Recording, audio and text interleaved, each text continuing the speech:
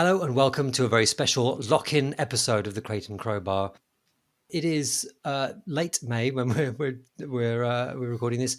I should know the date. It's the Sunday, the 22nd of May. I went for a long walk today.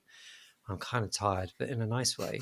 And I'm Alex, and tonight I'm joined by Jamie. Hello.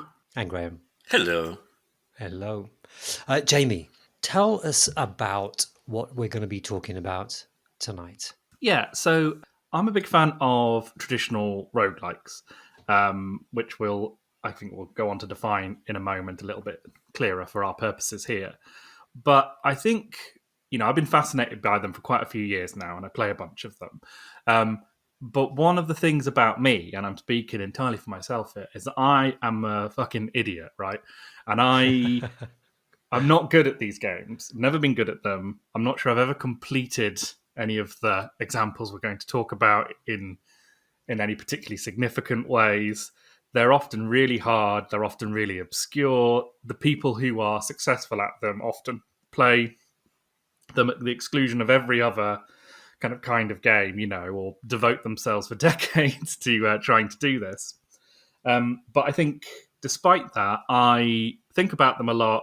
I play them a fair bit, and I really enjoy them, and I find them to be kind of really sort of fulfilling experiences, even when I'm sort of not having them, or I'm having them by proxy, or I'm reading about them, or something like that, and also playing them.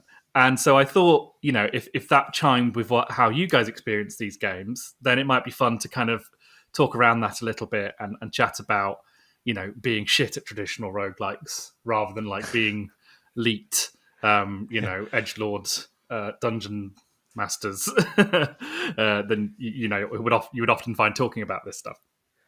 I was really pleased when you came up with the concept of this. So, a little behind the scenes kind of in context for this. We, the three of us, decided we wanted to do something about roguelikes because we all share a fascination for them. But none of us had owned up to the fact that we're all shit at them. And we've started discussing, so how would we talk about them? And Jamie just came clean and became the hero of us all because... Yeah, I completely share this experience of them, and I'm very interested in why I do find them interesting, despite never having experienced any of the depths of what I enjoy reading about. I don't think the very idea of finishing any of these games, often I can't get past the first few floors of these things.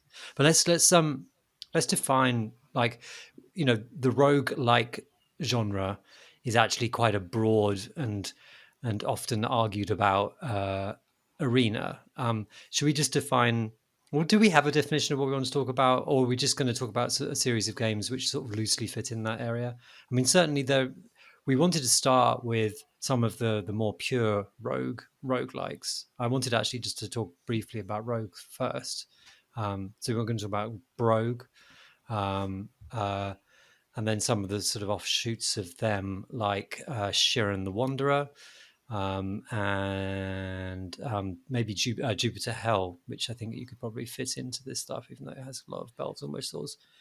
But also we want to talk about some of the kind of more filigreed, enriched ones as well. Yeah, I mean, I think, this is all up for grabs, but I think for me, I'm thinking about traditional roguelikes in the terms that they are, the games that are the descendants of Rogue. So that's to say these are mostly turn-based games. They mostly have procedurally generated levels. They have permadeath, run-based gameplay. Pretty much everything we're going to talk about here has, is a top-down view, often with ASCII characters rather than actual graphics, but not always. In my head, I'm kind of, I'm pushing out anything that's an action roguelite or a card game like Slay the Spire, or a tactics game like Into the Breach, or something like Hoplite, or even the Michael Bro-like games like Cinco Pauses and that sort of thing, to just really focus in on the kind of dungeon delving type experiences that are the kind of direct ancestors of Rogue and Angband and all that sort of stuff. Def. Yes. Yeah, I mean, I guess there's a lot of thematic similarities. We should say that Rogue is a game about delving into a dungeon and meeting various fantasy creatures in a very Lord of the Rings style. Kobolds, goblins, that sort of thing. Finding potions and scrolls, magical items, swords, axes, beating them to death. And that carries through a lot of these traditional roguelikes. I think some of what we talk about might be like sci-fi themed, but a lot of it, sticks fairly close, I mean, especially, it is for the first couple incredible of how close. decades. Yeah, no, for Yeah. sure, and it is incredibly close. And it's really rewarding to see what's been taken and what's been built upon. So I've never actually played Rogue itself until the other day, and it, you know, I played a fair bit of Rogue, done badly in it, but done played a fair bit of it, and so all the way down to the keys that you use to control the character on the keyboard. So sort of doing diagonals and things, they're the same keys, like Y, U, and BN. Um, it's drinking potions. The potions are called colors, just as they are in Brogue. Um, uh, the just the way death works, just it is and just the visual, the visual presentation. And then there's so Brogue then breaks so so Rogue itself, you've got a each floor of the dungeons you're going down is a series of rooms joined by corridors, and like the corridors function differently to the rooms. You won't find items in them. Monsters will go into the corridors, but they don't spawn there. I don't think they spawn there anyway. Sometimes I come across them in there and I figure that they've spawned in rooms elsewhere. But they're the sort of adjuncts. Brogue opens it all up, but we'll also be talking about Sharon the Wanderer, um, which does go back to this rooms and corridors concept, which is sort of, I found sort of fascinating to remember. They're kind of, yes, yeah, that's straight from Rogue. And yeah, it's a sort of like Rogue at the same time, and you don't know what the potions and scrolls and things that you pick up. In fact, I'm not sure there are scrolls. The potions, certainly you don't know what they are. They're all randomized, and they're called a color. So a brown potion in one game will not be the same potion that it is in another. The only way to find out what it is to find unidentified scroll. I think I'm not that au fait with Brogue, or to just try it and then it will be marked correctly from that point, um, uh, and that is just sort of that is a sort of integral part of a lot of these games.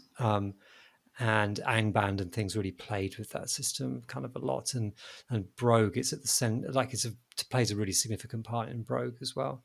Um, like the save system as well. Like you can save your game in Rogue, and if you go back into the game, it deletes that save. So there's no saves coming that is possible. You're playing a game and you've got to save it, and you won't be able to go back again. And that is a feature definitely of Brogue in a lot of these games as well. It's you're in this on one run and mistakes are permanent. And I think it's that permanence aspect which probably is the through line for all of the games we're talking about. Yeah, I mean, the original designers of Rogue, what they wanted to do was recreate their tabletop RPG campaigns, or recreate the feeling of playing one of those, where it would be different every time, and they wanted to kind of, have that kind of, emergent gameplay, as we call it now, to kind of keep them on their toes and stuff like that. And I think a lot of the games that are descended from there, one way or another, deal in basically that, in trying to throw new challenges at the players each and every time they enter the dungeon, with a kind of established sort of tool set. The unidentified potions being, a pretty big example of how you can sort of introduce chaos into these games, and things that the players have to improvise around, and kind of find ways to sort of break through. Yeah. Yeah. I'd say playing it now, Rogue is a very slight game and incredibly luck based. Like I didn't feel there was an awful lot of interesting choices I was making as I played it. The environments are very, very simple because you're in square rooms, and uh, the there's no real difference between a bat and a snake, and a hobgoblin, apart from the letter that you're seeing. Some of them seem to like in the way that the way that you hit and you miss them, and when they eventually die, it seems very, very random. And for all those reasons, it's you know it it's not that enjoyable. Certainly not when you come through from a game like Rogue, which is Well, so it feels much very richer. lonely. I always think Rogue. It feels like a very lonely experience because you're just Yeah, in this void. There's often not colors in the version that you're playing, like there is in like latter NetHack and stuff like that. So I feel like I often feels like it feels incredibly solitary. Whereas if you play NetHack, which is basically Rogue times a million, that's just sort of overspilling with characters and monsters and kind of weird magic and stuff like that. Whereas Rogue, I always think feels very sparse and kind of lonely. yeah, yeah, yeah, As a genre, it feels like it's a beneficiary of open source development, maybe more than any other genre. yeah, Because these games were passed around on BBSs and on disk and stuff like that for years and years. There were the people who were playing it were often technically savvy people at colleges and university doing computer engineering degrees, and they had access to the code base, and they could just continually add to the games and fork the games. And so I do think like the original Rogues sets down a template and a structure where it's perfect for adding stuff to. You can just keep jamming in new creatures, new magic spells, new potions, new magical items, and so on and so on and so on. yeah. And because it's often been open source, people have done that again and again and again. There's almost no other genre like it. No, it's pretty extraordinary, isn't it, that they've been adding. People are still doing new forks of NetHack and Angband. Now there's practically one coming out every week that someone's put together. That you can't think of any other game that's had that kind of longevity. Really extraordinary. Yeah. And you kind of, I think, certainly in the early days, I think it invited imagination. If you can plug new stuff into it, and you are hinting at the idea of your tabletop game, being played out on your computer.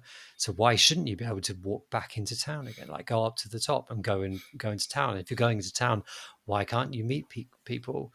And if you can meet people, why don't you have a system whereby maybe you anger them, or maybe you make friends with them, and when you pair that with the permanence of the generation of the levels, you actually start making a fucking world.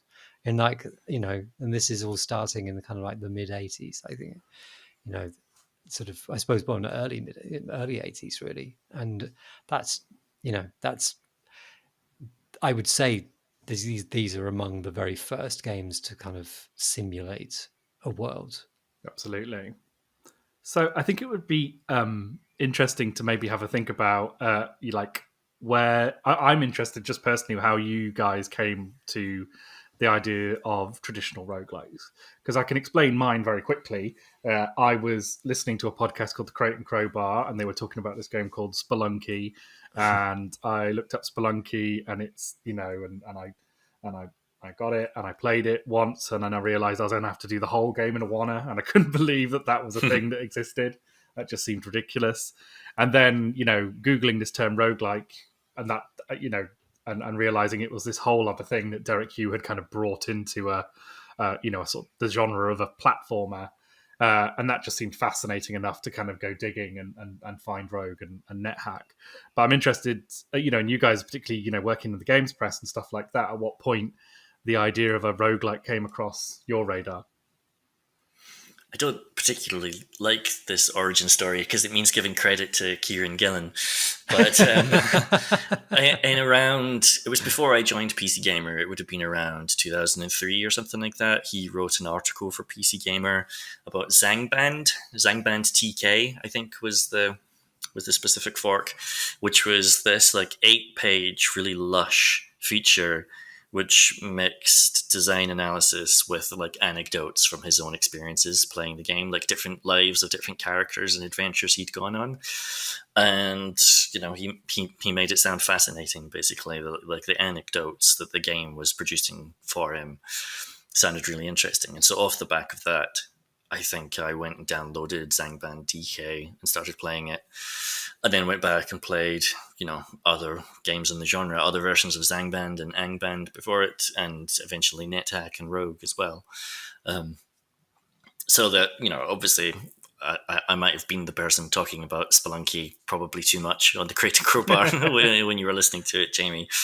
But, one of the reasons I was so excited about Spelunky was, I'd had a few years of familiarity with the genre at that point. And so seeing its design influence suddenly becoming more mainstream was really exciting to me at the time.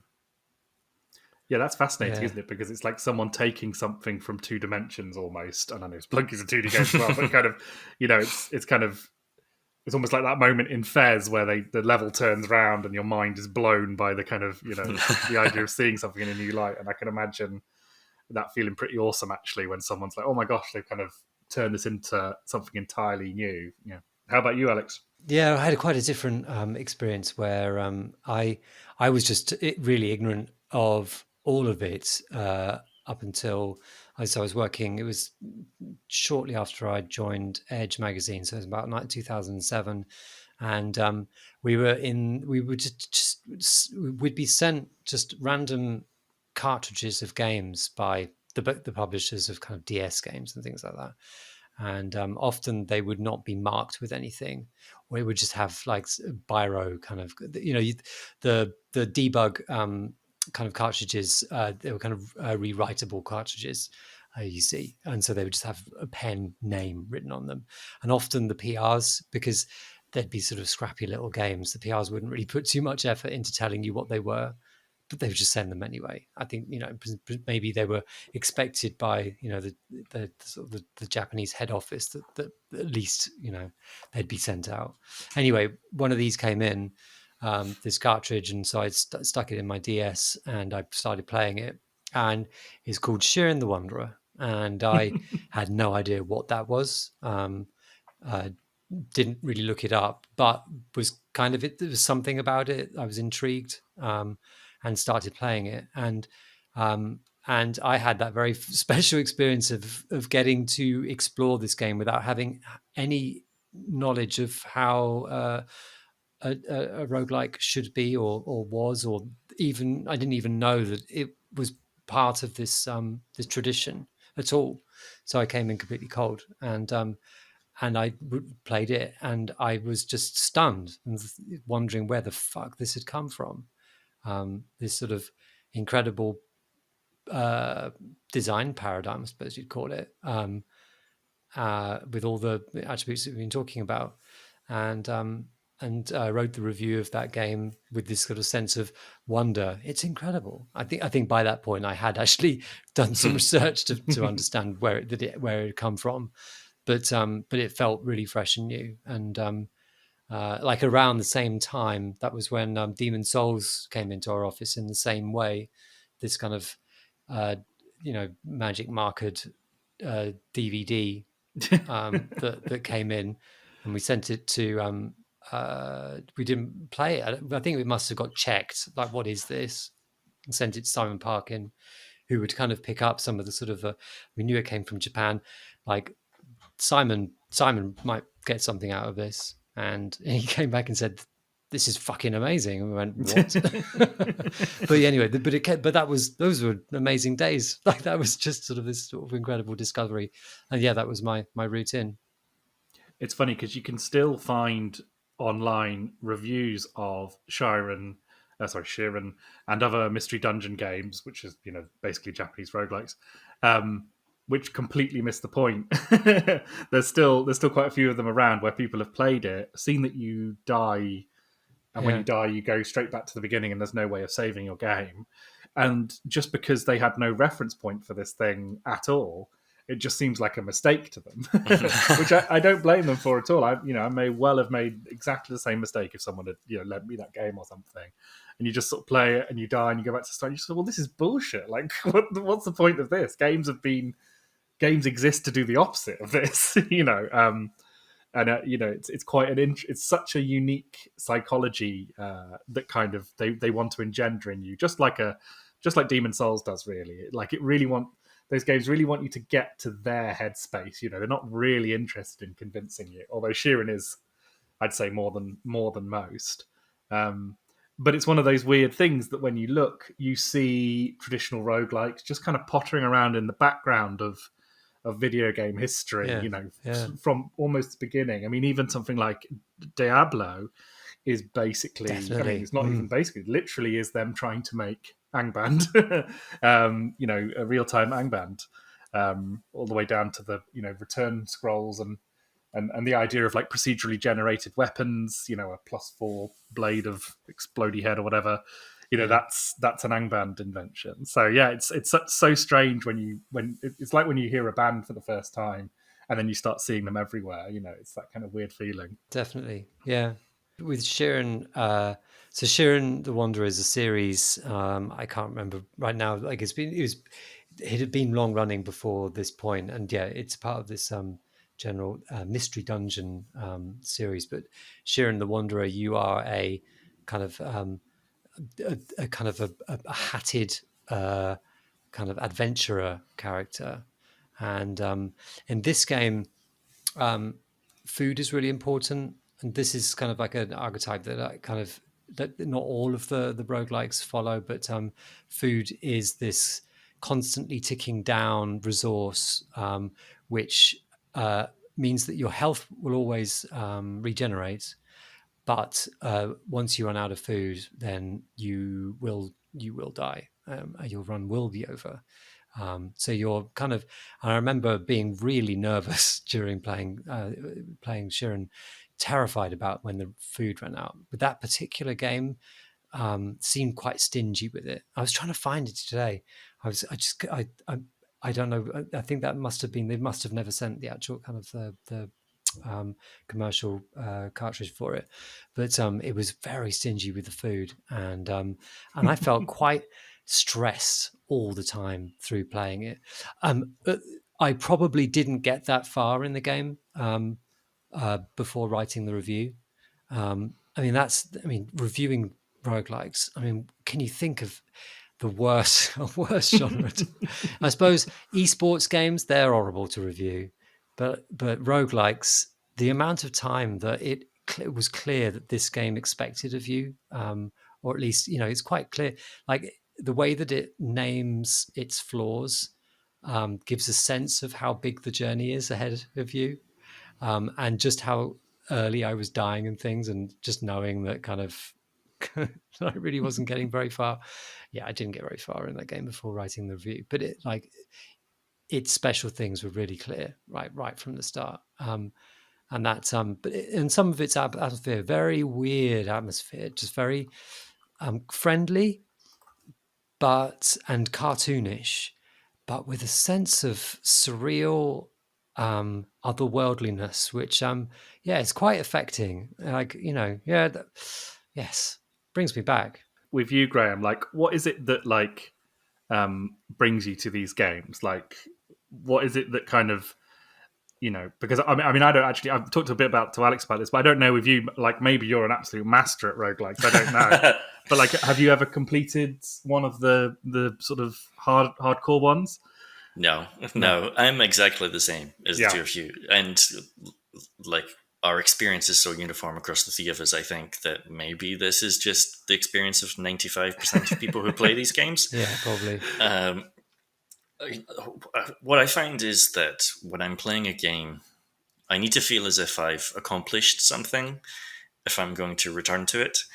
And more often than not, the simplest version of that is that it's a narrative game and I feel like I've made some progress through the narrative. The thing that brings me to roguelikes is that they generate stories. They're really reliable at producing anecdotes. Nine times out of 10, I'm not going to tell that anecdote to anyone. It wouldn't be interesting. But I still feel like I have a little narrative that I take away from it. And so even though I never get past, you know, oftentimes when I play roguelikes, I don't get into double digits in terms of like the dungeon level I go to, even for games that I've played technically for dozens and dozens of hours. But I'm perfectly happy with that because I'm still having new experiences and getting anecdotes out from every journey. And there's very few genres of game, even now, where there's been an explosion of the number of procedural games there are very few genres of game that as reliably produce anecdotes and little stories and little new combinations of items and enemies and situations that make me come away and think, oh cool, that was like a fun little complete experience that had a beginning, middle and end, even though the end was me dying on level 4 to a jelly in a corridor. And so I find that across pretty much all of the traditional roguelikes. Do you find that it requires getting deeper into the game to get the better and better stories, or do you find that the quality of little personal stories is fairly consistent, no matter how far you get? I find that this is in some ways the thing that makes roguelikes complicated, is that the systems of the game do not change that much over the course of the game. Like, the enemies get harder and more numerous maybe as you go down, but they tend to, on level 1, introduce all of the systems. Like, if you play Brogue, and it's been a long time since I've played NetHack and stuff like that, but I remember them being similar. But if you play Brogue, then on that first floor you encounter a fairly large array of different enemies. You'll encounter potions, you'll encounter some magical armor, you'll encounter scrolls, like all these different things. And so you can still engage with these systems from the off. The fact that you're not good at them, or you don't understand the balance of them, or how to min-max your way through them, doesn't, in my experience, matter. And although, you go through Brogue and it does introduce more interesting enemies or harder enemies and that sort of stuff, like your actual mechanisms for decision making don't change that much. Am I wrong about that, or do you guys feel similar? I feel pretty similar. I think Brogue's a really good case study actually, because it's like it gives you it just welcomes you in. It welcomes you in. You don't even have to. You can go through the first couple of levels on Brogue by just holding down the X key to auto explore and pick everything up and kill everything. And as long as you don't get bit by an eel, then you're fine. And like the thing is that I think with Brogue and with NetHack actually, which are two of the ones I've played the most. I think the deepest I've ever got in Brogue was like level 14 once. But with those games, often when you're at the absolute edge of your really quite rudimentary ability with the game, like when you're going like, oh my god, I'm getting as far as I've ever gotten here, or I've got to this new area, or I've managed to level up this particular item. I think that's often the point where you get the best kind of stories, because you're operating at your absolute limit, and then you're just about to kind of get overwhelmed by the monsters, and you go, "Yes, I've got a potion of levitation. I can fly over this big fire pit, and escape from all these monsters that are coming to get me." And then you do it, and then it runs out 2 tiles before the end, and you fall in and you die. And it's like, I think that's one of the things that's interesting about them. Like NetHack, whenever I've got deep in there, I see people playing it and I watch them on YouTube and they're just completely chill. When I get more than the first few levels deep, if I can get past the dwarfish mines in NetHack on level 7 or whatever they are, like, it just feels like walking through a minefield. It's so lethal, and whatever means I've got to get there, I don't really understand well enough so to sort of use properly. So I'm always going to die very, very soon. And seeing how far I can push that with what I've acquired on the way is a really kind of glorious feeling, I think. Yeah. And just to go back into, we're going to be talking about Brogue quite a few times. We've already popped up a few times with Brian. Brogue is a roguelike. It's designed by a guy called Brian Walker. He's a really very nice man indeed. And it is very rogue-y, but what it adds are very naturalistic environments and various systems, simulated systems like spreading fire, spreading clouds of gas, and that kind of thing. It also introduces the idea of interesting locked door systems. So Jamie mentioned the idea of kind of levitating across a chasm. So what this game will sometimes do is offer you like a level where an area of the level is behind an impassable chasm. You can't get to it, but there will be, or maybe, a levitating scroll somewhere on that level that you can use to get across there. There are keys and locked doors as well, literally, and that gives this game this sort of sense of naturalism and almost puzzle design, which certainly wasn't present in Rogue itself, and therefore the things that happen in Rogue are very chaos can come in, right? It feels like chaos. I think that good players, that never feels like chaos, as you were hinting at there. But certainly for me, all hell can break loose, like slimes that keep multiplying, or the bloat that explodes and leaves this kind of caustic gas which sort of burns you away while you're trying to get out of this spreading cloud. Yeah, that's Brogue. I love Brogue for that, and it definitely feels, for me, yeah, I agree with that. That feeling of this is incremental improvement, very incremental, and being in situations which are beyond me, but surviving just a few extra turns it feels great. But also with this game, the sense of being in a place is greater than most of these games, and that's really special. It has these very sort of atmospheric descriptions of items. You can always mouse over everything, and the floor always has something to say about it, whether it's carpet or dry grass or things like that. There's always something it can say about the environment, and that feels special as well. Like, I always find that text and simple graphics do have a knack of making quite simple spaces more interesting than they were if they were being drawn in 3D or anything, with the level of detail that's actually in the game.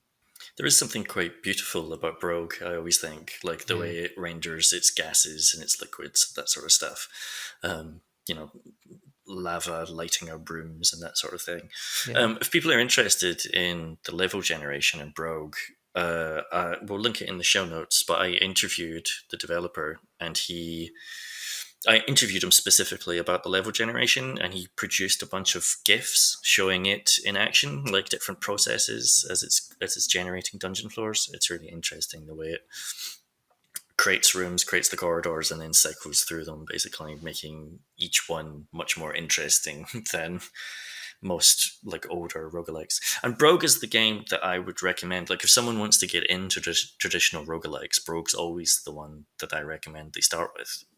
Mostly because of the mouse controls. Like, you don't need to learn 28 keyboard buttons in order to be able to play the game. You can do it entirely on the mouse, and as you say, Alex, you can mouse over everything in the environment to find out everything what everything is. So if you don't remember what the letter R lowercase is, then you can just mouse over it and it tells you, and that makes all the difference in the world when you're first starting out. Yeah, it's a very friendly, in all. I mean, it's a very stern challenge, but it's a very friendly. It tries its hardest not to allow the system, the game itself, to get in the way of that challenge. So you can. So if you click anywhere on a level that you've already been, your character will just move there. But if you see a new threat and rat appears in view, it will pause and it will stop, and now you can make a choice about what you want to do, and that's it's a very generous game like that. It's also a game where you can sort of choose your level of participation. It feels like, at least in those early floors. It's like one of my favorite things to do in Brogue is just make a rule where I have to read every scroll in every potion, drink every potion the second that I discover it. As you said earlier, Alex, you discover a potion and it just says a pink potion. You don't know what it does. You can wait until you find an identifying scroll or something, but you can also just drink it. And I would say like eight times out of 10, it's not something that's purely negative that happens. It's something interesting that happens. Like it'll open up a hole underneath you and you'll plunge further into the depths and you take some damage, but you're also now on a different floor in a completely different situation. Or it'll make you hallucinate, or make a bunch of enemies spawn around you, or it'll shoot out a wave that causes every enemy on the level to aggro and start fighting with one another, or it'll make you levitate and suddenly you can get across that chasm that was blocking your path in front of you. And like, there are so many different ways it could go, and a lot of Rogue feels like that. Like you one of the early enemies is a frog that when it bites, hits you or whatever, causes you to hallucinate that it's different enemies. One of the other early enemies is a monkey, and what the monkey does is just like steal something from your backpack and run away. And it can like steal like your best weapon or your some cool magical item. Like all of these things are elements of chaos that you can sort of skirt around if you want to, or if you do want to produce like an anecdote and just have fun and just trigger the chaos, then you can. And the game doesn't immediately strike you down. It's not a roguelike that immediately is going to punish you and kill you. It's going to give you an interesting experience instead. One of my favorite things that ever happened to me with one of those toads was I was playing, I was on level 4 or 5 or something, and I got bit by the toad, which causes you to hallucinate. And I wasn't sort of paying attention that it had bit me, and I got really scared because I was like, "Oh my god, there's an ogre! There's an ogre! An ogre's like one of the toughest enemies that you encounter in those early levels." Right? I was like, "Oh no!"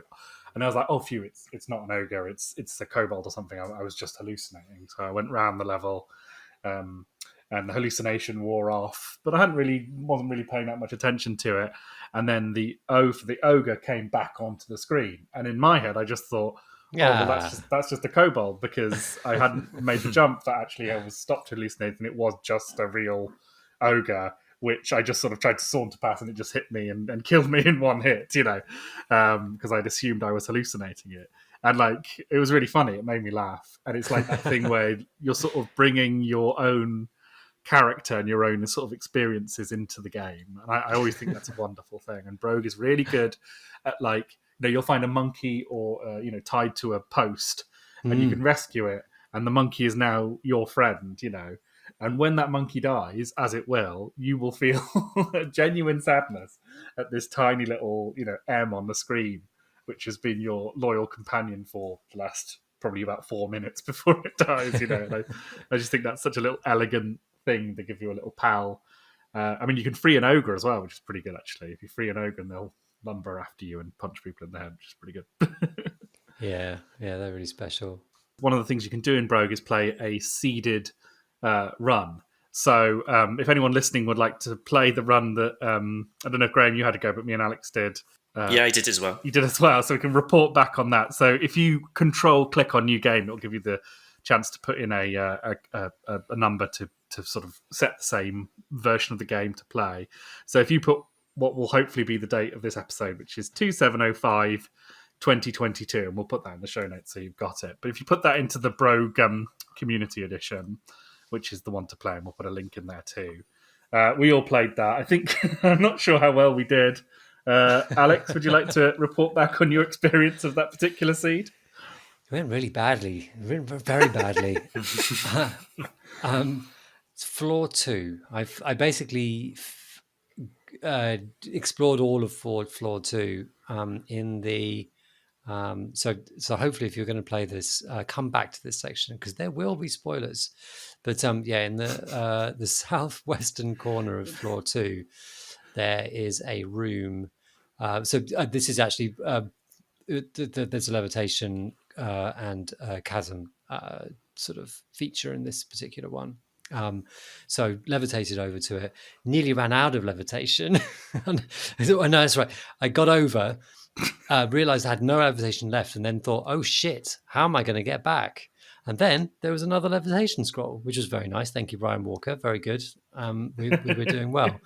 Found some nice gear. Went into the room in the very, very southwestern corner, and there was some nice stuff. I can't remember what it was now, but good gear. And there was a dagger, like a good dagger as well. But it's next to a bloat. And bloats are arseholes. When they die, they explode in this caustic gas that rapidly spreads. And so it started spreading. And I, for some stupid reason, because this room was a dead end, I did not walk out through the door in the east. I went to the west, hoping that the cloud wouldn't be big enough that I could just stick in the corner and wait it out. Reader, it did not stop. And I was causticed to death. I guess all the skin fell off my bones, presumably, and that was that. So that was the end there. You did a bit better, I think, Jamie. Only by virtue of falling, because I got hit by a pit bloat. And a pit bloat, basically, when I wasn't paying attention, and when you walk into one of those, they explode and then drop you down to the level below. So on level 2, in the southeastern corner, I hit that pit bloat. I dropped down to the next level. I managed to land on the large bridge that's in the center of there. So that was quite lucky, or possibly but there's like a single path bridge which I landed on. And I thought, that was good. And then I walked along the bridge where I espied a sleeping goblin conjurer. They're assholes. Yeah. And I thought I would throw some darts at him to kill him. I threw a dart at him. He woke up. He summoned some spectral blades. I should have run at that point, but what I decided to do was throw more darts at him, but they hit the spectral blades instead of him, and then I died. So on level 3 with 89 gold, I think I had. So technically, I reached level 5. Oh wow! So I'm the winner of this competition. I almost died immediately. I almost got entirely fucked by a jackal adjacent the starting room, because the first room, I think it's got like a warhammer in it and an axe. Oh, am I right? Oh no, not in my version.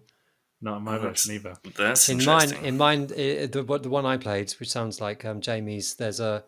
It starts with this sort of great big lake almost directly in front. Maybe I bollocks this up. But let's hear it anyway. I think I typed in the right seed, but maybe not. But so there was a warhammer and an axe in that first room, and the warhammer did like plus 15 damage, which I thought, sounded pretty great. What I didn't realize was that my character was basically too weak to accurately wield this warhammer at all.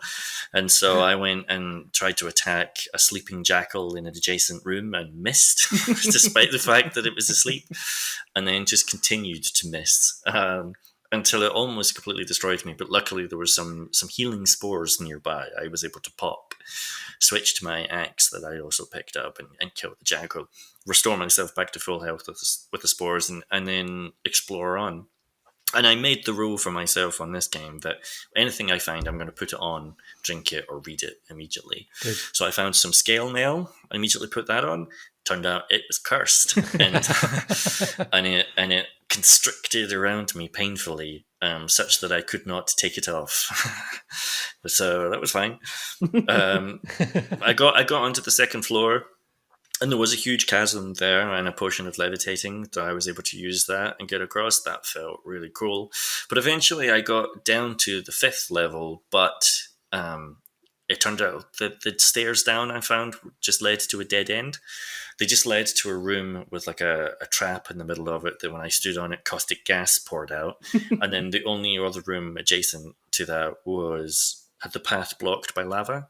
So I had to go back up to the 4th floor. Yeah, I was able to hide in the corner, and like you, Alex, and wait out the caustic gas.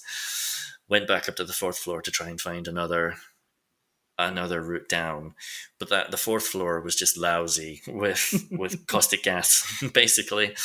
So I got whittled down by sentient bladders filled with gas much like myself. Yeah. And just like you guys, Jamie, goblin conjurers with spectral blades. Yeah. So I died in the 4th floor, but I did technically reach the 5th. I love the story of that guy who, like, within moments of entering this labyrinth, found a weapon to kill a god with, but completely failed to be able to use it before putting on the first armor. They're very good ineptitude simulators, these games. Yeah, I do find that kind of this game. I've picked up so many. I've probably never been able to wield a warhammer because I've never gotten far enough to be able to upgrade my strength enough to actually use this shit. It's like I've only ever really used the dagger and short sword and things like that because I never got far enough. I think the furthest I ever got was because the one thing about this game, it only really has sort of 2 methods of upgrading. I mean, that's not quite right, but you have potions of strength, which level up your strength, which is your main stat, basically. And then you have scrolls of enchantment, which will give special effects to kind of basically anything. And they have lots of, they're always worth using.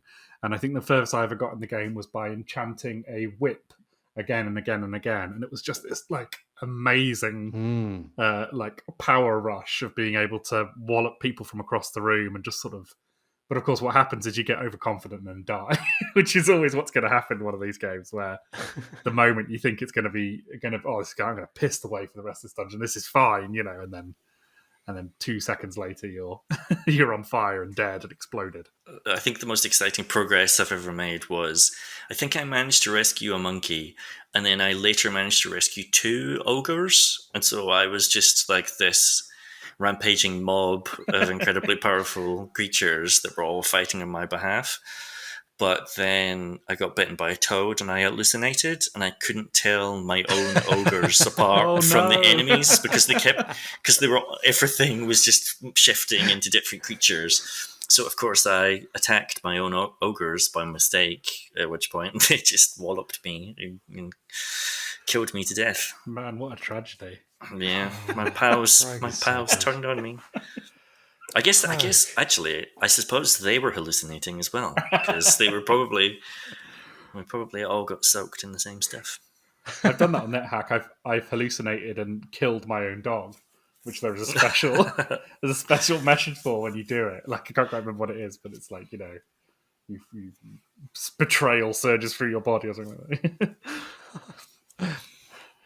It's so Sharon's quite interesting the way that it is totally different. Like, it's much more, it doesn't have any of all that depth. It's as far as I've played anyway in these games, it's much more about cut and thrust combat, where you will see you'll fight a lot of enemies, and there's a lot of focus on improving weapons and getting new armor and getting new items that help you fight.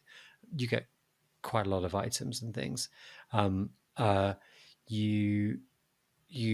instead, I think that the focus in Sharon is much more about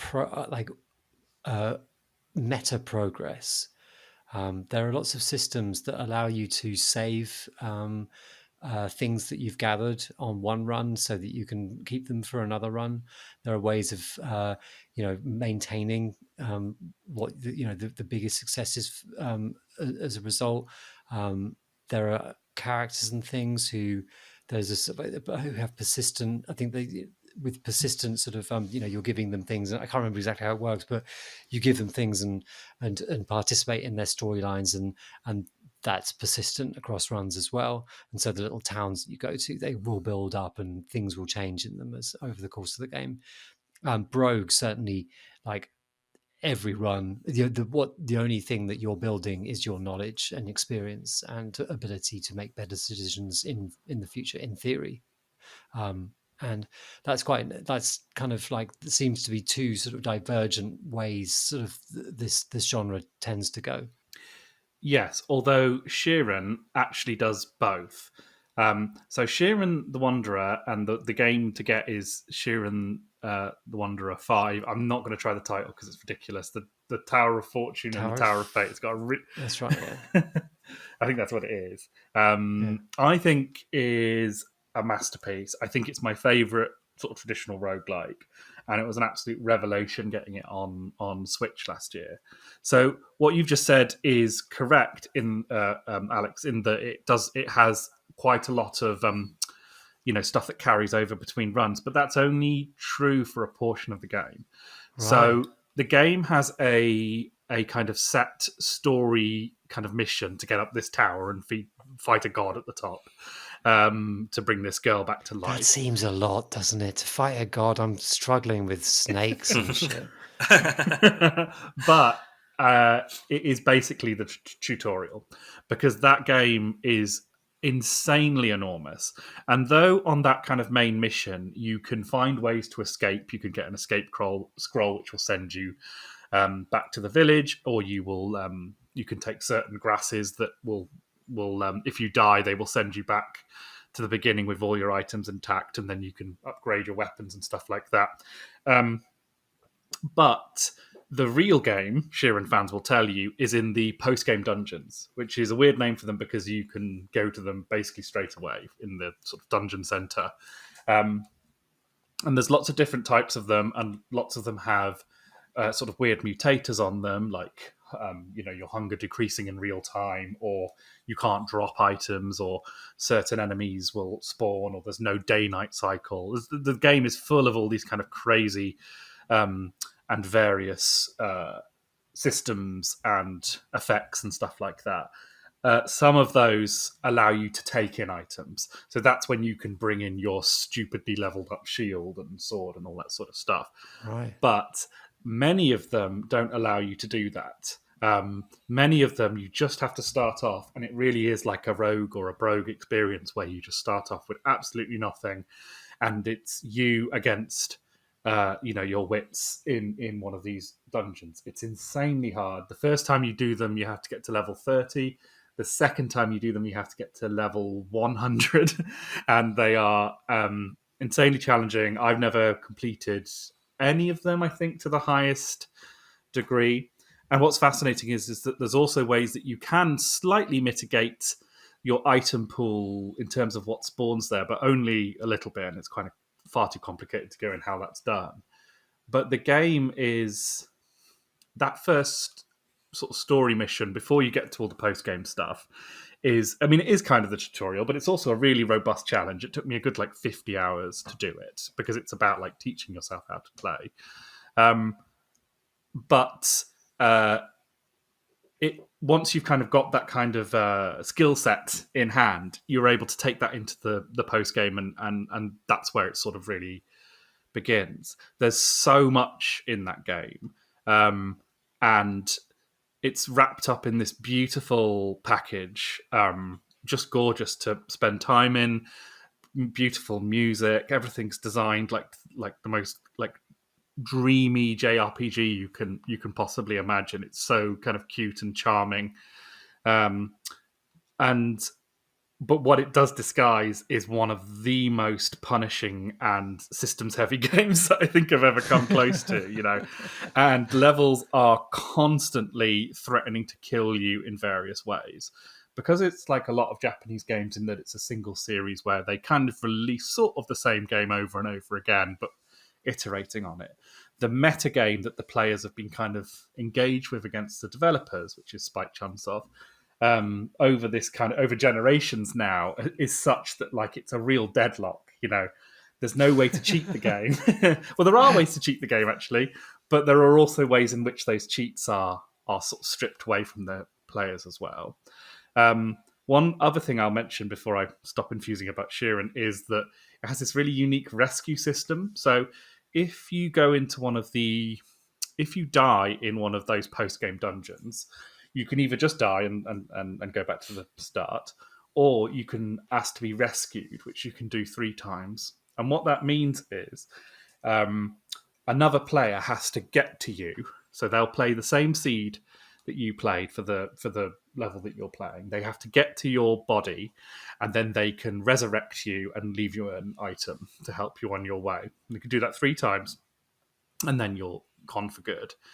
Some of those levels are very, very punishing, and it is mostly the game is very, very popular in Japan, And it is mostly Japanese people who will come and help hapless people like me who have died for the second time on floor, 13 of a 100-floor dungeon. And they'll often drop a item. Sometimes that item will have a kind of ironic kind of vibe to it, about, oh my god, how did this happen here? And sometimes some like Japanese, like they can leave a note as well. Dark Souls type way, you can leave notes. And sometimes they're in English and sometimes they're in Japanese. I love it because you don't get anything for doing that, right? They get nothing for doing that. You get a little ranking on the board, on the leaderboards of who's rescued the most people, but it literally is bragging rights. And so it's this wonderful thing. I find it sort of weirdly moving that you kind of have this moment of connection between people who it's not like they're in your instance of the game. They're in a kind of clone of your instance and they can sort of resurrect you, but they can send you this message and you can send them a little gift and a thank you note as well. Oh, and nice. It just feels like such a wonderful little moment where you're touching someone, thousands of miles away in Japan, and I just think that's a wonderful thing about it. And it's insanely popular there. So there's always people, often you'll die and some obscure dungeon on some like floor, and within 20 minutes some maniac has got down to you and resurrected you already. So Sharon, I think the way, I suppose what I was driving at is the way that mitigates its hardness is by having so much in there which is appealing and wonderful, and the production values are so high that it kind of gets around a lot of the hardness the traditional roguelikes from the West tend to have, despite really being at least as hard as them under the surface. Yeah. I'm going to play it a lot more now. Thank you, Jamie. Although it does sound like you're cheating a little bit. It sounds like you're really good at it. And this is actually a podcast about being shit at it. So you shouldn't really have technically told us any of that. The thing is, with that main story, quote unquote, the tutorial, the real game starts here, bollocks. Once you kind of work out how to upgrade your weapons and how to kind of reasonably escape. Like at one point I worked out a thing where it's like, oh, if I buy a bunch of these escape scrolls from this person, late in the game, I can, as long as I reach this blacksmith, I can get him to level up my weapon, escape, go back to him, level it up. And that was just like, it's one of those games which sort of wants you to break it like that as well. So it's kind of fun like that as well. That sounds good. Oh, I think I might, because I've been playing on PC and it's not a PC game at all. It's one of those games that just feels completely wrong there. So I think I might get it. Yeah, it's one of the few roguelikes which has controller support as well. Yeah, which is nice. Yeah, you're tempting me as well. It's always a series I've avoided because people say things like, well, the real game starts at level 100 after you've defeated God. And I'm like, well, that's that's never going to happen. I'm going to spend the entire game getting to level 13 of the tutorial and feeling bad about myself. But you've made a good case for it. Oh, it's too charming to make you feel bad. It is. In effect, it's too charming. And if you ever go on the Discord, the Sharon the Wanderer Discord is one of the loveliest places on the internet because it's a bunch of it's a lot of Japanese people or bilingual people from Japan who speak really good English who are just want to spread the love and spread the word of this game. They're always doing fan translations and special fan patches. And if you ever ask for some advice, they'll give it to you. It's just a really wonderful community as well. I have one of the people on that Discord sent me a link. Maybe I'll put it in the show notes of it's the Twitch category for what the name of the game is in Japanese, because it's different in Japanese than it is. So I can click that and I can see all the Japanese people playing the game. And sometimes I enjoy going on their channels and just sort of watching them play at an insanely high level to audiences of quite big audiences too. I stopped jabbering about Sharon, but yeah, more people should play it because it is wonderful. Graham, you said that that you played Zangband and things really, sort of 20 years ago, whatever it is now, 15 years ago. So where did your interest in it go after that? What are some of the games that you've done badly in since? Well, there are two other games that I kind of wanted to talk about. One of them is Dwarf Fortress, because Dwarf Fortress is better known for its fortress mode, obviously, because that's how the game started. It's not really it is a roguelike in the sense that there's kind of permadeath and it's ASCII and it's procedurally generated, but you're building a fortress and managing a little society or community of dwarfs and trying to survive. But it's also got the adventure mode. And adventure mode is more or less a traditional roguelike, and it's a much more accessible way of experiencing all the simulation stuff and world generation stuff the Dwarf Fortress is doing. Because rather than dealing with terrible menus to manage your how many barrels of wheat you've got and dealing with like a 2D top-down ASCII game that still has a Z-axis somehow and trying to manage building underground water systems and all this sort of stuff. You can play it like you would more or less any other roguelike. You're going to walk around, you're going to talk to some people, you're going to get some quests, you're going to bump into people to attack them, that sort of thing. But it uses that overworld that the game generates whenever you spool up a new game of Dwarf Fortress. So you could do it in the same world that you've been building fortresses in. In fact, you can in adventure mode, if you manage to star or reach the same part of the world, explore your own fortress or the remnants of your own destroyed fortress as a roguelike adventurer.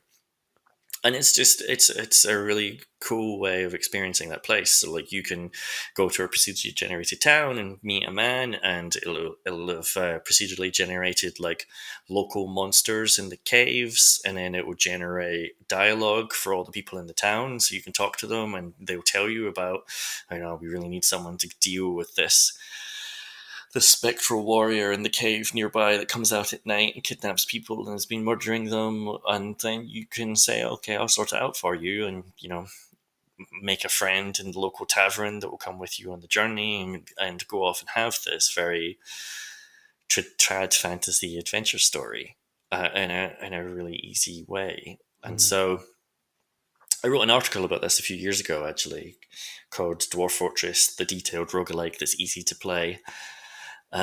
Which people went nuts at the suggestion that Dwarf Fortress was easy to play.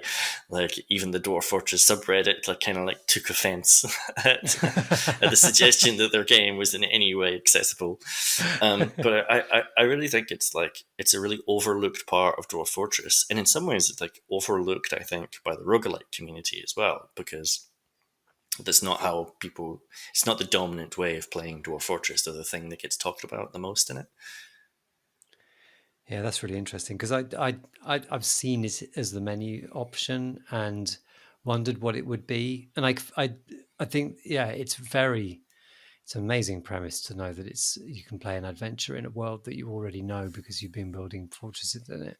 But yeah, does it feel directed enough? Does it feel very, very open-ended? Because one of the things about the other games we've been talking about is that they're very directed in the sense of you're going down or up in the case of Sharon. But this one seems more like a sort of open-ended adventure, sort of the roguelike, the Skyrim version sort of thing.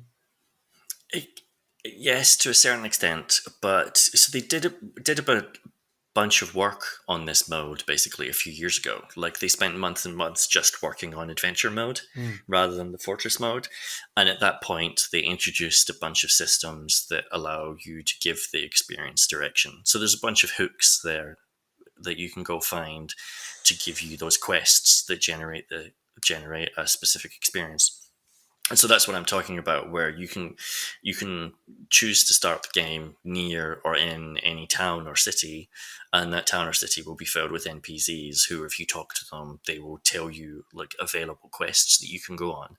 And as soon as you accept one of those, it's now a directed experience. And you're still going to move across a contiguous overworld rather than levels of a dungeon.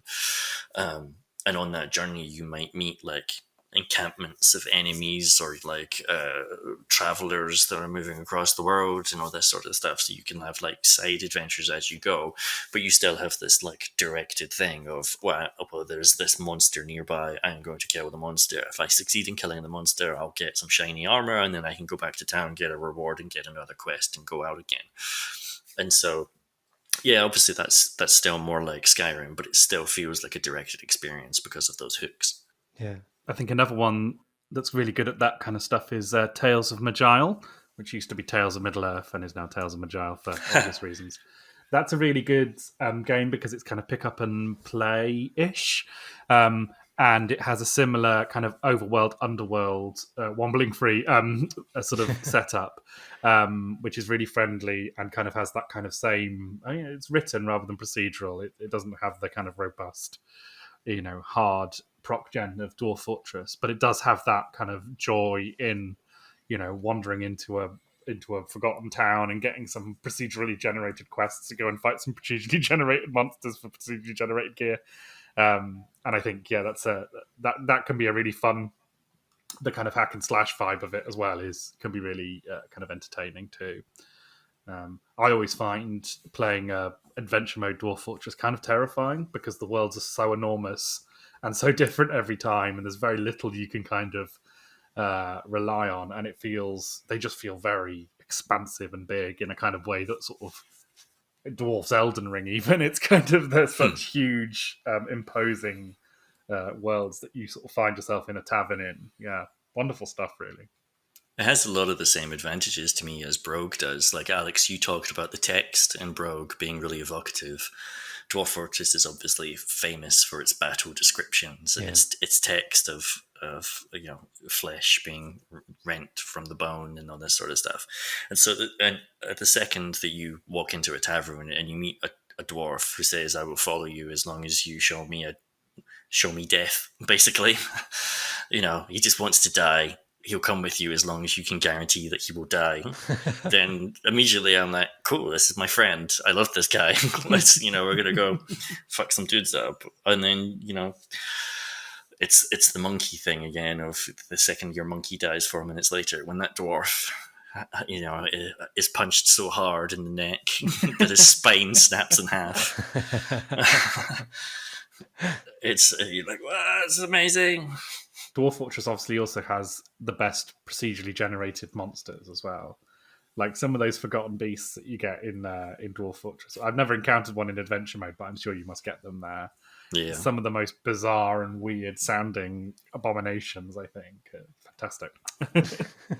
It does a great job as you're exploring the open world as well, because like you'll come across an encampment and think, hey, maybe they're friendly, and then it will just be like this 8-foot tall brute with a whip who as soon as they sees you just immediately charges towards you, knocking you down and starts slashing at you. Like it's dripping with character at every point. But the other roguelike I wanted to talk about was Neo Scavenger. And I think with this, I'm maybe pushing at the edges of what counts as a traditional roguelike. Have either of you played Neo Scavenger? I think I briefly had a dalliance with it, and I don't know. Yeah, I didn't get very far with it. Yeah, I played around with it, but nothing. I think I played around with it after hearing you talk about it on the pod a few years back. So Neo Scavenger is turn-based, set in a post-apocalyptic world. You're moving across it grid square by grid square, but it's not procedurally generated. It's a static world. And it has some graphics in it. And so it's still a 2D game, it's still top down, there's no animation or anything, but it's not ASCII. So these are the reasons why I think I'm pushing at the limits here. But it still feels a lot like a traditional roguelike in terms of the decisions you're making. You start by choosing a character class with various perks and, if optionally, debuffs. And then you wake up in like a cryogenic pod in this post-apocalyptic world, wearing nothing but like a hospital gown, with the noise of some beast clawing at the door outside. And based on what skills you've chosen during character generation are going to determine how you're going to deal with this situation. Like if you've if you've chosen to be good with computers, there's a computer terminal there you can use to like double lock the door so the beast can't get through, and then you can escape through a window. If you choose to be good at like fighting abilities, you can open the door, defeat the beast so thoroughly in combat that you're so impressed by yourself that you automatically retrieve the VHS security tape showing your fight. It's amazing. And then just carry around the VHS tape with you. It just becomes like an adventure item that you can then like try and barter with people to trade this amazing like snuff film you made of you beating a wolf man to death. And it's like your own, and it's very simulated. So, and it's a survival game. So you're only wearing a hospital gown, which means you don't have pockets, which means you can only carry what you can hold in your hands. And so one of those slots is taken up by the VHS tape. And so it becomes this game of like scavenging, as per the name, across this wild post-apocalyptic landscape for food, for water, for, you know, like the most exciting thing you find in the early game is a plastic bag, because suddenly now you can carry 5 things, because bags can contain 4 things in them. You put your VHS tape in a plastic bag and you feel on top of the world. You find a man dead in his car and you steal his trousers and you're like, yes, I'm doing great. Then you know, go into a forest and find some water, drink the water, and die in the night from an infection because you didn't boil the water before you drank it, and it was toxic. Or you're just walking down the street, say, and your plastic bag rips and everything that's inside it just spills out onto the road, and you have this like terrible moment of, oh no, like I literally can't carry all my belongings. Which do I take with me? The bottle of water, the food, or the flick knife I found?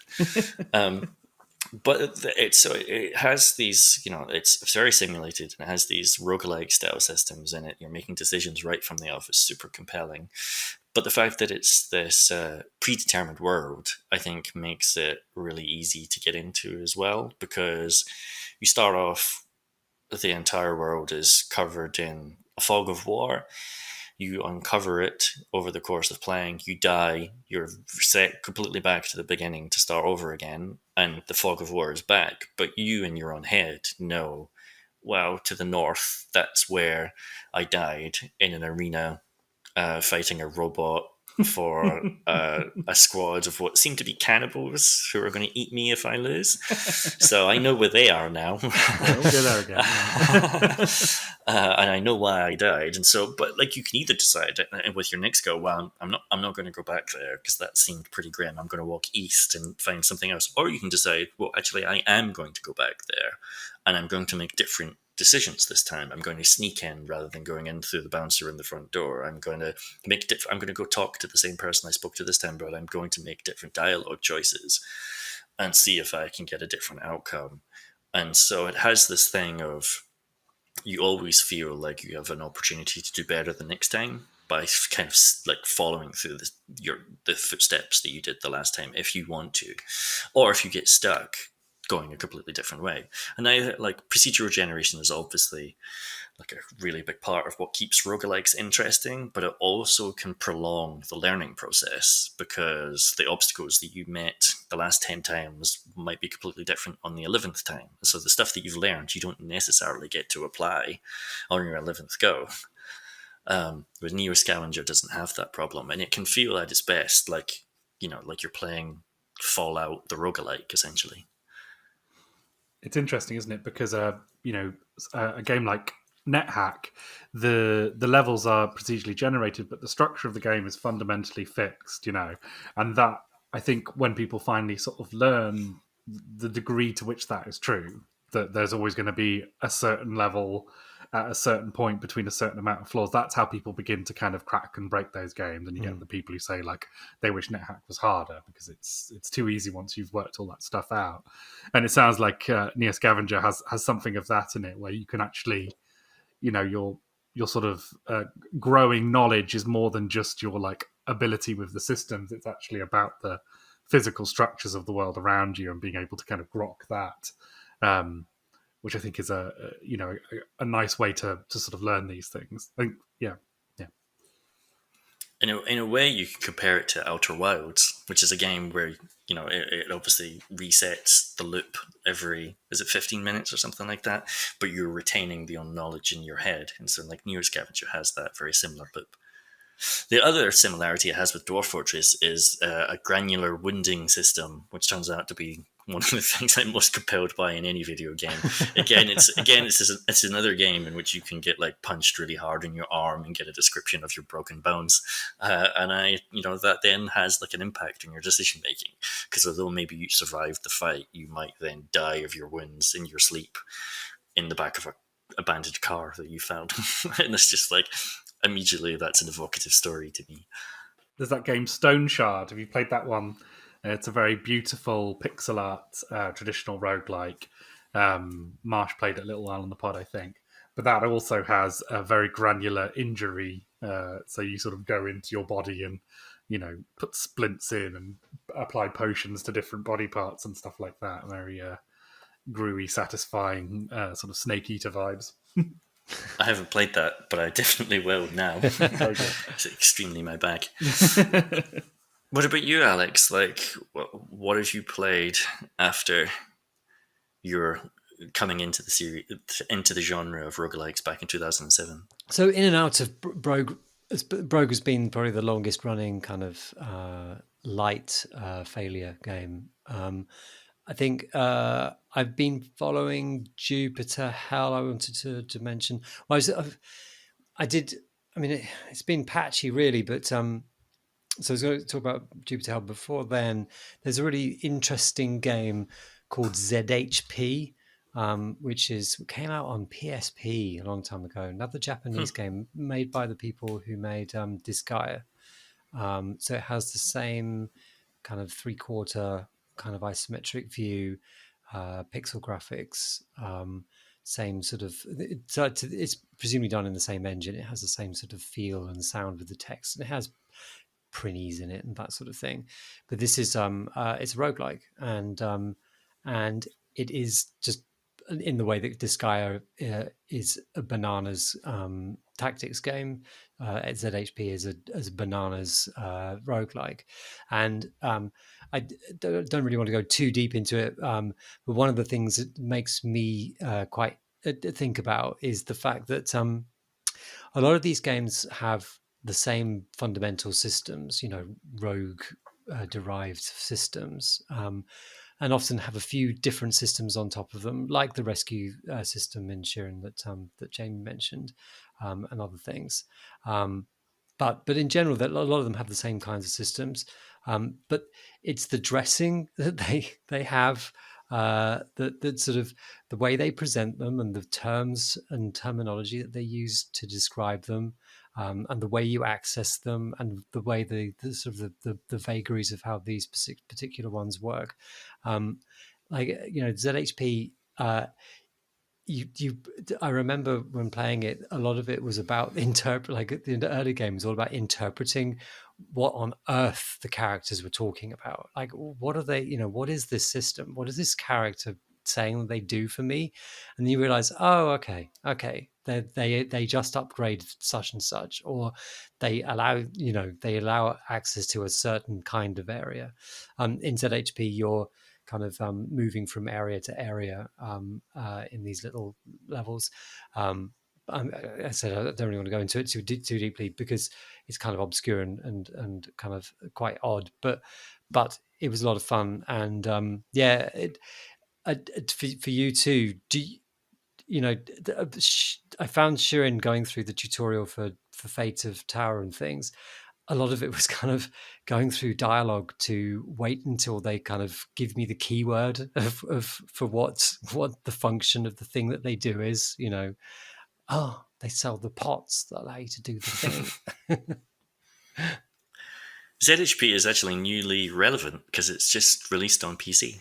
That's why it popped into my head, because while I was describing, I was thinking I meant to play it today, but I couldn't find my PSP, and I can't remember enough about this to talk about. So if I say enough times, I don't want to go into too deeply. That would it. But now I realise why it was in my head. Yeah. I saw the news stories.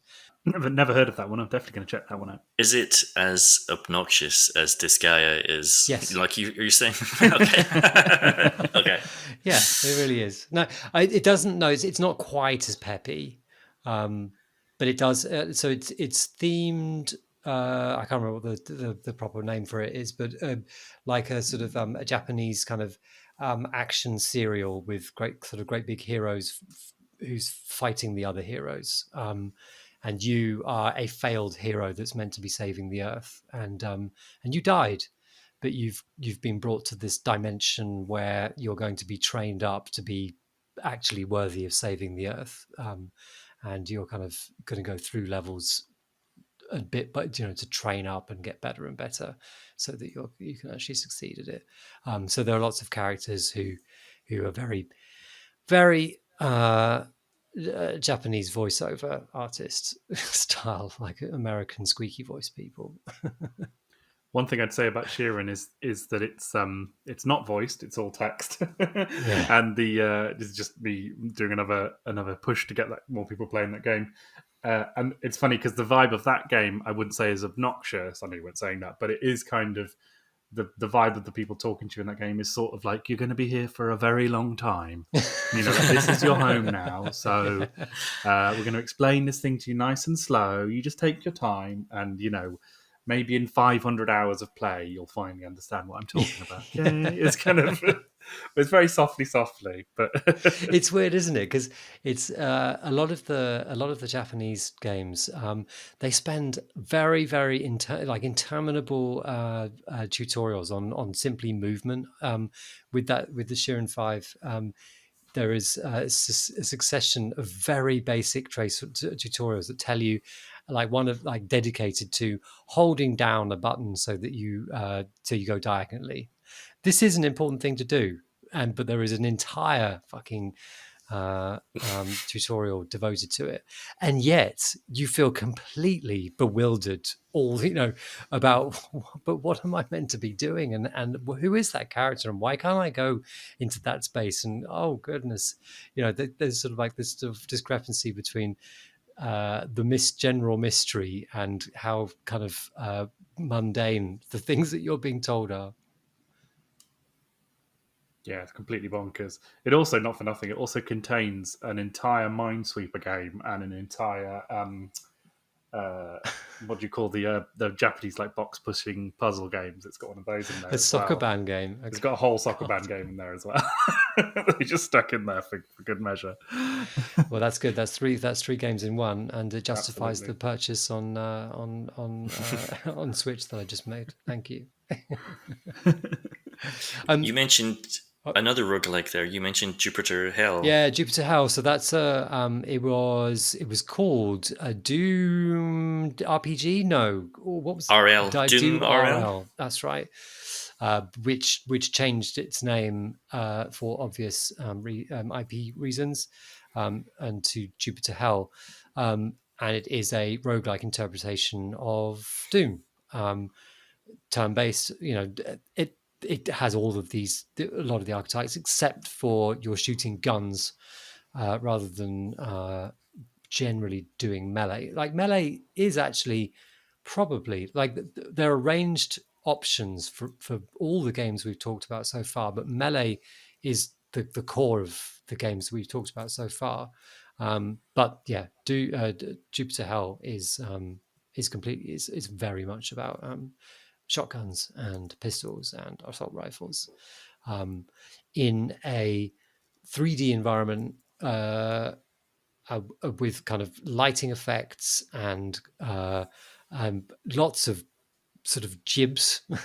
Weapon feel. Who'd have thought you would get weapon feel in a game, in a roguelike? But they did it. They really have done it. Really focused on sort of the sense of movement as you're going from square to square. Like, if you're holding down the button, it wants you to feel good as you kind of skirt around a corner, while also being precise enough that you don't kind of overshoot things. And because every square is a move, which means that the other enemies are getting a chance to go.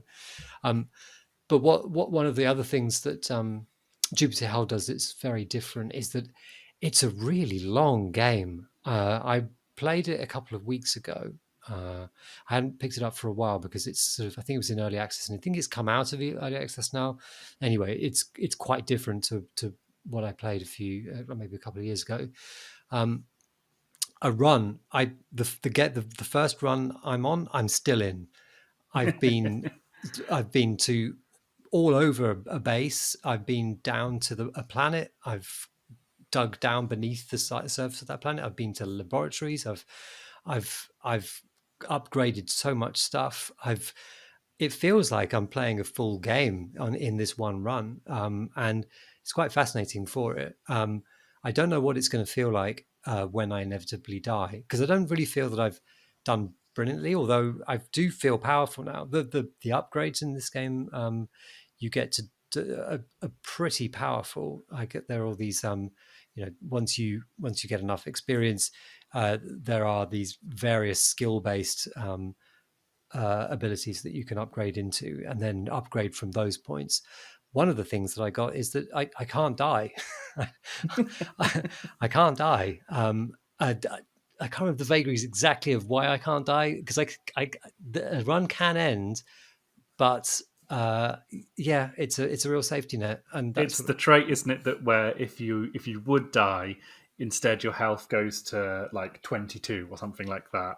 So if you get hit again with that, then you will die, but the first hit won't kill you, I think is the trait. Oh, it's more powerful than that, I think. Really? I can't remember. God, what is it? I'm really sorry. Yeah, I did go back into it, but I was so scared of losing my place, because I wanted to remind myself of it. I was so scared of losing my place and killing myself because I'd forgotten what the keys do, that I came back out again. But yeah, but it definitely also has kind of interesting sort of things happening. So there was a level that I went into which had this kind of demonic church, and went into it, and there's an amazing item at the other end of the church, but as soon as I took it, demons started spawning in on these columns in this church that I now had to go out past all of them, and there wasn't an awful lot of ammo in this game. There's ammo, and there's you have to reload your weapons as well, so it really does mix in a lot of first person shooter archetypes into the roguelike archetype, and I think it's actually pretty successful at it. Have either of you played it? Yeah, I've played it. I've played it quite a lot. I think it's a really lovely game. I think one of the ways, talking about being shit at roguelikes, well, I think this is a very much a roguelike that wants you to have fun and wants you to kind of kick ass and wants you to, get powerful. And it kind of has various ways in which it points you in the right direction. I'm not one of those people whose brain sort of works in such a way where I can, play Monster Train or Slay the Spire at a high level where I've got some sort of unbeatable synergy. It's just not kind of who I am. But I really like with Jupiter Hell that it just kind of gives you enough pointers in those directions, and also just ways to brute force your ways to being powerful by upgrading the same item lots of times, or applying lots of effects to a certain thing, and I just really like that about it, because I play it on easy mode. I can get most of the way through a run before dying in the sort of last area, and have a lot of fun doing that before the power curve just kind of screws me over. But I just think it's very elegant in that, and it's early game. Roguelike fanatics will tell you that boring early game is the sign of a poor roguelike. But I think Jupiter Hell's got a really, really good one, because while you're working out kind of what you want your build to be and what you want to spec towards, I like the way it lets you store your upgrade points so that you don't have to make a decision straight away on what you're kind of going to level up. You can wait until you found a gun or found an item that you want to build your sort of spec around, and I really like that about it. I like that it's a friendly game that uses the things that you're familiar with from Doom to kind of make a roguelike which has a sense of kinesis to it, which is kind of unique, really. Yeah, I must admit I hadn't played it enough to get that feel of what on earth direction this is going in, but yeah, it does feel friendly, and it wants you to feel powerful in a way that most of these games really don't. Feeling powerful is not what these games are about, and it's quite interesting the way that it still ekes the it still plays completely with the fundamentals of the genre despite that. Jamie, you had one other game that that we started talking a little bit about story stuff. I think that you were talking about Caves of Cud, which in my hazy awareness has kind of quite a strong storytelling aspect to it. Is that right? Yeah, it's kind of unusual because it has a fixed narrative main quest, although features of that are procedurally generated. But generally, yes, you have a kind of pretty specific path through the game, as I understand it. I've only maybe played the sort of first third of the game or something like that. But lots of things about it are randomized. It will randomize, it will procedurally generate, a whole bunch of stuff around a fairly static structure. I mean, it's kind of every time I kind of load up Caves of Cud, I'm kind of knocked out by what an amazing game it is. The character generation, the sort of far future world that it's set in. The writing in it is amazing. The way it looks, the colors, the music. There's so much to recommend about it, really. And I need to do a full playthrough of it soon. They've just added a whole bunch of modes where there's very little combat, or you can save your game constantly, and they've always been really good at kind of the fact that it is a very merciless and dangerous game in terms of its in-world sort of fiction.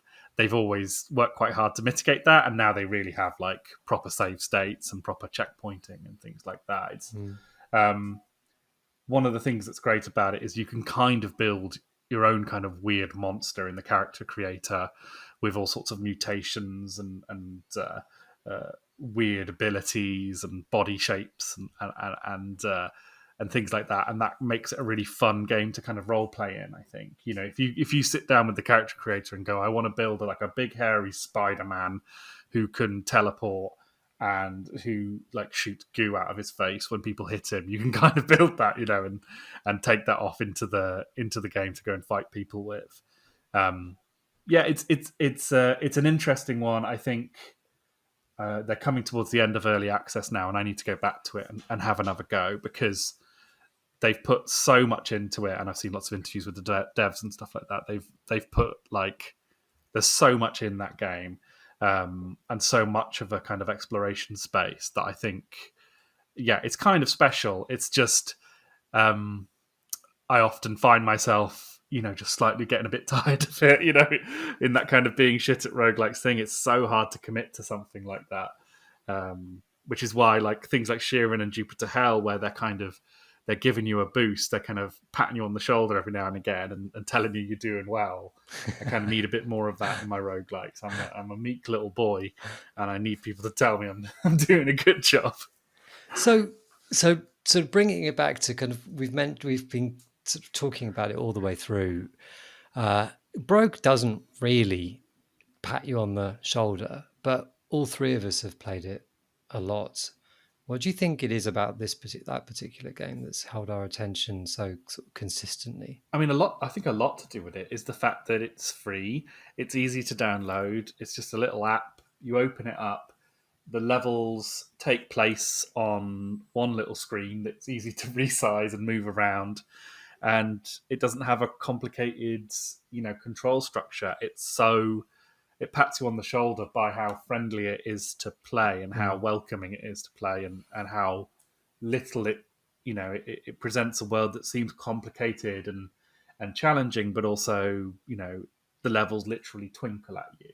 And I think for me, that's a lot of what it's about, is that it just, the way it presents itself is so clean and clear that it just makes it so easy to play and to boot it up.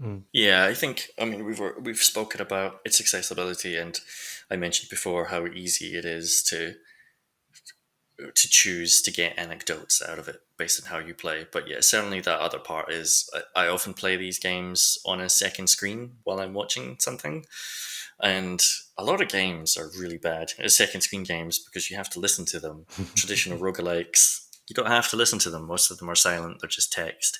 And roguelike and Brogue, sorry, being able to play it with a mouse means it's great for being really slouched down in a chair while watching repeats of Last Week Tonight on the other monitor late at night. Um, it's a great game to unwind to, despite how often it kills you.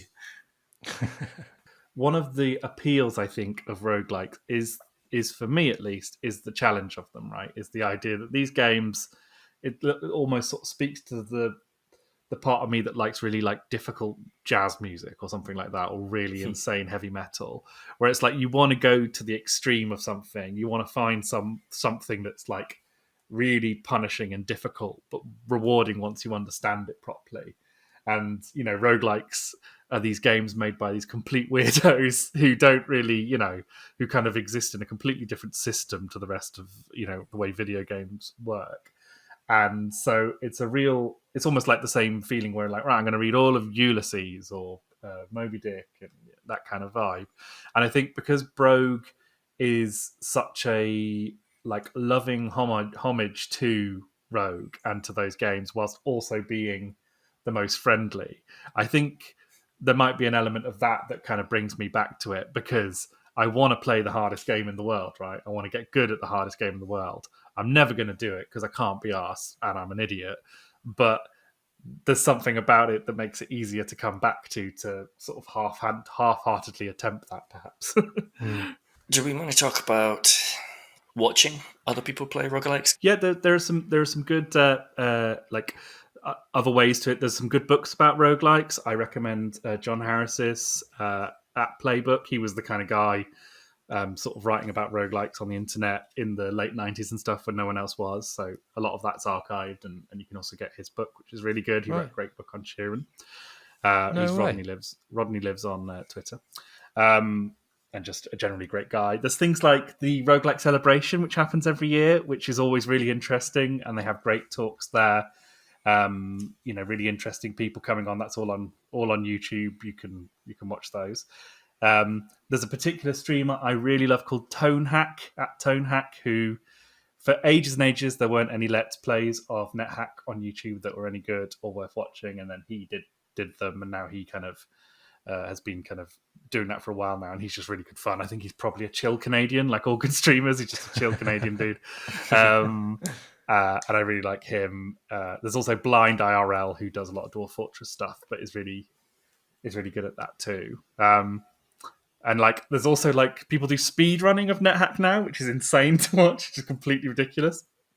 Particularly to someone like me who can't get anywhere in the game, but there's been a few of those recently. There's also people who do like insane tool-assisted speed runs of NetHack, where they try and break open the game using those sort of tools. And another one where like a project where they're trying to create an AI that can win any game of NetHack, because NetHack has so many variables. It's considered to be a kind of holy grail to get AIs to try and solve. So there's a whole bunch of stuff like out there that's just around one game that kind of other ways of engaging with it as well. And like, to be honest, that's a big part of it for me. It's just like listening to the Roguelike Radio podcast, watching the Roguelike Celebration, and reading weird articles that I don't vaguely understand about the technicalities of it, just because it's kind of an interesting and weird world. And a lot of the people are real weirdos too, which I'm always up for. I think we've discovered over the last 2 hours that you are super deep into roguelikes and actually quite good at some roguelikes. I am literally just hitting monkeys and giggling to myself when they steal my magic ring. Like that's the level I'm appreciating them on. I think you might be a rogue jock. I've never completed one. I just got very, very far. I got to the moment before you can ascend in NetHack, and I thought, no, you know what? I don't want to. Just going to stand here. But it is, it's just such a rewarding thing. And I think, being able to see other people do well, or at least start to understand their thinking, because I think, actually, going back to, the brass tacks, like why on earth am I interested in the genre in general. I think that one of the things that attracted me in the first place was the idea that it is turn-based, that it feels in some ways attainable. Success seems attainable because it's not based on eye-hand coordination or anything like that. If you could just make the right decisions, you can do it, and you can take all the time in the world about making those decisions.